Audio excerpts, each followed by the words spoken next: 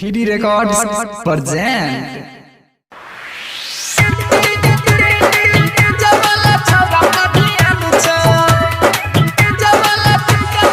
Fidi Records recording studio लड़कनहा बाजार।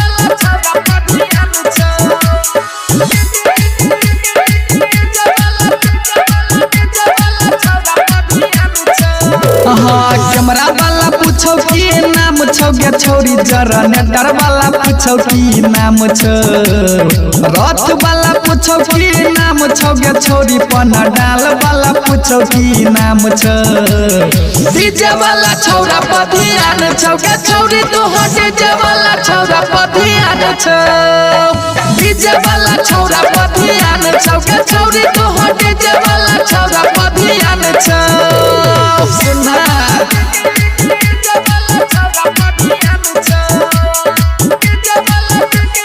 DJ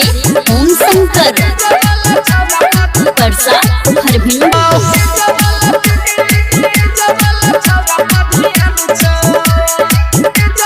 DJ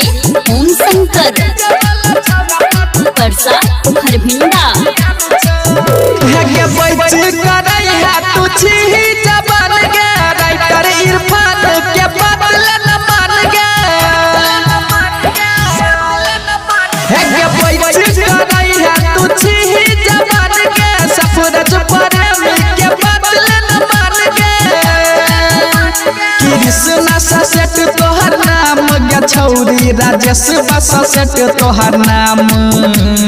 DJ वाला छौरा पधियान छौ गे छौरी तोहर डीजे वाला छौरा पधियान छौ डीजे वाला छौरा पधियान छौ गे छौरी तोहर डीजे वाला छौरा पधियान छौ कैमरा वाला पूछो की नाम छौ गे छौरी जरा नेटर वाला पूछो की नाम छौ डीजे वाला छौरा पधियान छौ गे छौरी तोहर डीजे वाला छौरा पधियान छौ डीजे वाला छौरा पधियान छौ गे छौरी तोहर डीजे वाला छौरा पधियान छौ।